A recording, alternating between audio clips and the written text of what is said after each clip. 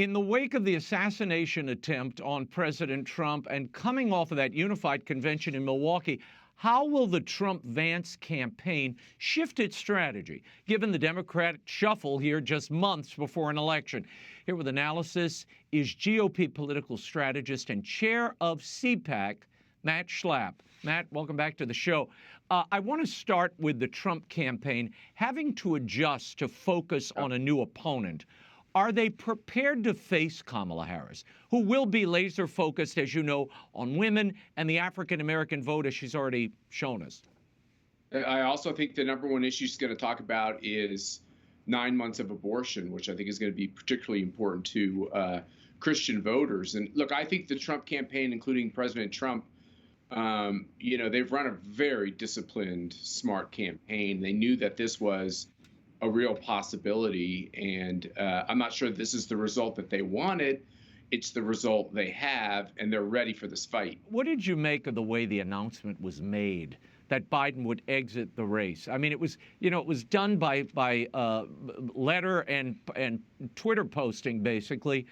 Very odd. And then, of course, he came out and made the big Oval Office address. But what do you make of the timing of that, the way it rolled out? Well, Ronald Reagan wrote that very famous in-hand farewell to the American people in cursive with some typos that he scratched out. It was loving, it was soulful, and the Biden one seemed rather clinical. And it was odd that we didn't hear from him for so long, and it creates amazing speculation out there.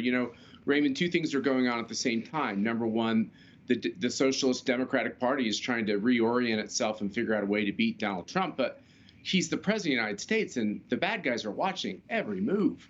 We have two wars on two continents, and we have a very, very, very erratic communications plan coming from the White House. So as much as a partisan, I like seeing the Biden regime kind of crumble here. As an American, I think this is a very dangerous way to be operating the White House. But what does all this say, Matt, about the cognitive state of the president over the years, President Biden, of his term? Well, I'm kind of, frustrated with Republicans who all of a sudden are jumping on the bandwagon that he needs to step down from being the nominee of the Democratic Party, and now they're all pushing for the use of the 25th Amendment to, yank him out of power. I mean, I don't think there's anything new here except that it's gotten worse. Joe Biden was never up to this job. He only became the president in the strangest of elections with the strangest of events, and he didn't really campaign vigorously at all because of the excuse of the virus. He had these tiny events, so he never really had the stuff of the presidency. And to the national media, you exempted, and a handful of others, they covered for him. They interviewed him. They edited those interviews. They put the best spin on those interviews. They were all in on making Joe Biden look competent. He's never been competent. So I'm not outraged today. I knew this 3.5 years ago. Yeah. Matt, I want to shift focus. We saw the Secret Service director resign this week. The FBI director testified before Congress. In the wake of this assassination attempt on President Trump's life, it seems Trump rallies will now have to be indoor affairs. Is that a safety concern, or is that a way to curtail those massive rallies that, frankly, no other politician has ever been able to rival? Well, it's another curious thing is, this director of the Secret Service, I don't believe she resigned. I believe she was fired. Who fired her? So all these strange decisions. I think that's the right decision, but we need a little color here. The national news media is just taking these, wild events and just kind of digesting them quickly and moving on. Well, I'm not. I want to know what the backstory here is, and I do believe that there's been an attempt by the Biden administration to politicize Secret Service. And how do I know that? How is it possible in any realm that Robert F. Kennedy Jr.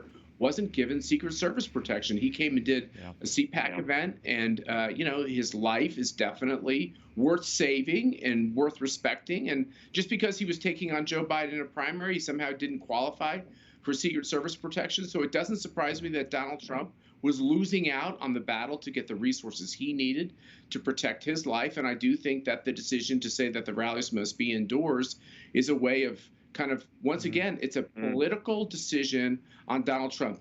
The Secret Service should be able to secure Donald Trump's safety no matter where he has these rallies. If we're saying we can only secure his safety in certain venues at certain times, That's quite a terrible statement to the bad guys around the world. Yeah.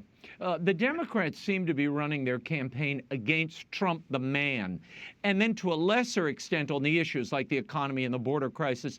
What will the GOP and the Trump campaign be focusing on, and what should they be focused on? Well, there's a lot of Republicans that are concerned that Kamala Harris is going to try to bait Donald Trump into making this a severely personal contest. And for all of us who study all the polls, we realize that if this campaign comes down to the Trump policies versus the Biden-Harris policies, Trump could win, and he could win in a near landslide, even though those seem impossible in today's American elections. But if it gets petty, and if it seemed that Kamala Harris is kind of being bullied, people worry that these huge increases in support amongst African Americans and amongst women, especially married women, even married women in the suburbs, Hispanic voters, maybe that would begin to ebb for Donald Trump. So the stakes are very high. It's a brand new race. There's a little bit of a reset on the race. And what I've seen from Donald Trump is amazing discipline in this campaign. If he stays on those issues, he's going to win this thing. Well, you've seen the TikTok videos. I mean, they're clearly, the Harris campaign is clearly worried about young voters, and she's got a deficit there, as did President Biden. So they're trying to make that up and turn this into a kind of pop culture personality campaign. Will they be successful in that? They will for a short period of time. I think even some of Trump's pollsters are talking about a honeymoon. When Kamala Harris was in the presidential race previously, she scared me, Raymond. I thought she had roughed up Brett Kavanaugh in the most unfair of ways. I thought she was intelligent, and she's from California where all the money is. So she really worried me. But over the course of time, she put her sister in charge of her campaign. She had a few dance videos she put out, but she couldn't execute when it came to communicating, giving speeches, and connecting. And I think that's her big challenge this time. She hasn't gotten any better with all the practice. And if she can't talk and execute and look spontaneous, she won't be successful. Yeah. I want to play something. You referenced this earlier. This is a bite from Elizabeth Warren, Senator Elizabeth Warren, talking about Kamala Harris's greatest accomplishment. Watch. What do you think has been her biggest accomplishment since she's been vice president? Oh, I have to say, since the Dobbs opinion, the way that she has rallied women and friends of women, also called men, around this country on the issue of abortion and just taken it home. First vice president in history to visit an abortion clinic. Go get them. Matt, I have heard from a lot of Catholic, evangelical, and Jewish voters concerned about Harris's record, not only on abortion, but beyond it. Tell us about that record. Let's start with abortion vis-a-vis crisis pregnancy centers, both in California and as vice president, and the prosecution of David Daleiden, which people may have forgotten about. Yeah, no, there's no question. She has a real animosity towards people of faith. When she was on the Judiciary Committee in the Senate, she went after a Catholic nominee because he was a member of the Knights of Columbus. Now, the Knights of Columbus are not considered some kind of radical group. As you know, Raymond, they're part of all of our parishes. And she basically said anybody who was a part of the Knights of Columbus could never serve on a federal bench. That would mean that no Catholic who's a believing Catholic could serve in a Harris administration. This is just aggressive anti-Catholicism bigotry, anti-Catholic bigotry, and it needs to be called out. She is an extremist, and when it comes to abortion, remember, I'm sure people disagree on this topic and they debate it around this country, but I don't really know people that believe that there should be 9 months of abortion, including post-birth abortion, like the former governor of Virginia wanted, abortion for gender selection, abortion for birth control, abortion for, any reason under the sun. This is really, really radical stuff. We've never had a president, think about it, we've never had a president run for the presidency on having as many legal abortions in this country as possible. There's always been a little bit of a humility on the fact of the Democratic Party that they had a lot of Christians and Catholics in their coalition and needed to be careful, especially in states like Pennsylvania and Wisconsin and other states. They seem to have thrown Jewish voters and Catholic voters over to the side. And I want them to understand that this is a moment for them to be respected. And I believe that if they support Donald Trump, they will get that respect. And was it wise for her to skip the meeting with Israeli Prime Minister Benjamin Netanyahu for a speech to her college sorority? Yes, yeah, I read about that. It is sadly very smart politics for her in the midst of a kind of an iteration of a Democratic primary. She has a couple of weeks here to make sure she sews this up and nobody wants to run against her.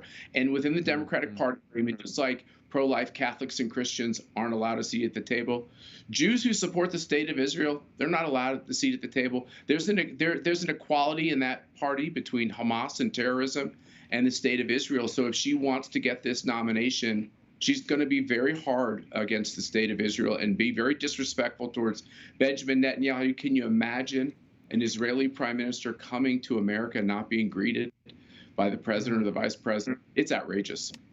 But, you know, Matt, this is a constituency, you know, particularly those women who've been to the historic black colleges and universities. She has reached out to them over many, many years. As recently as 2 weeks ago, just before the Trump assassination attempt, I covered her in New Orleans at the Essence Festival, where this is the largest gathering of African-American women in the country. And it was pretty much the same routine. I mean, she really didn't go into their record as much as what an awful person Donald Trump is and that, you know, is he human? I mean, that was kind of the argument. My question is, they pushed, the kingmakers in the Democratic Party pushed Joe Biden aside, principally because his poll numbers were low, not because of his cognitive condition. It was because his polling was low. My question is, if between now and the convention, Kamala Harris's numbers stall or begin to retreat, does she have to do the patriotic thing and walk away?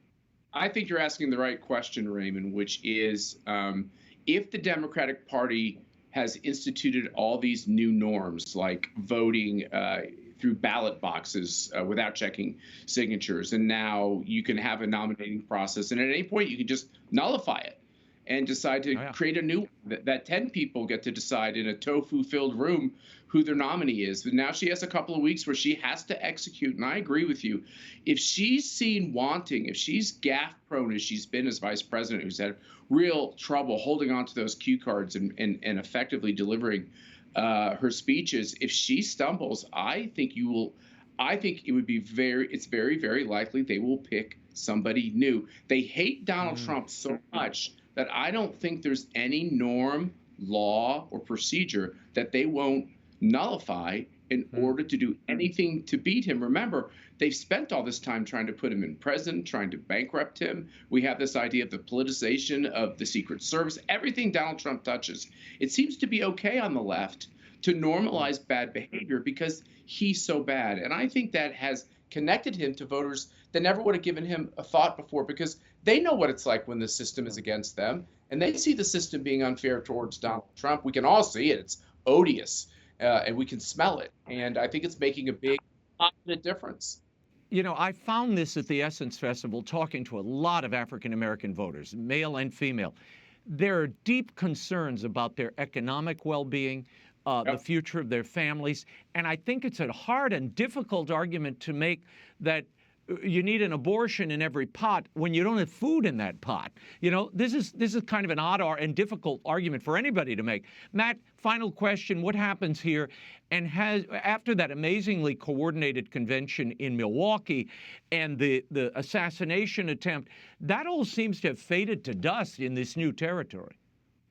It is true. Events seem to be overtaking extraordinary events with speed, and this presidential race is something like I've never seen. I will say this, Raymond. Donald Trump had a chance to reset the conversation across America with the convention and with his response to the assassination attempt. I think the results of that will be enduring, and I think this man has been touched by these events, and I think his tone will be affected by that too. I think, you know, God works in mysterious ways, and I think he worked in very mysterious ways on that field in Pennsylvania.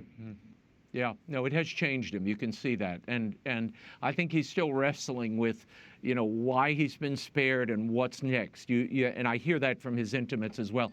Matt Schlapp, we'll leave it there. We'll check in with you in the days ahead. Thank you, Raymond. God bless.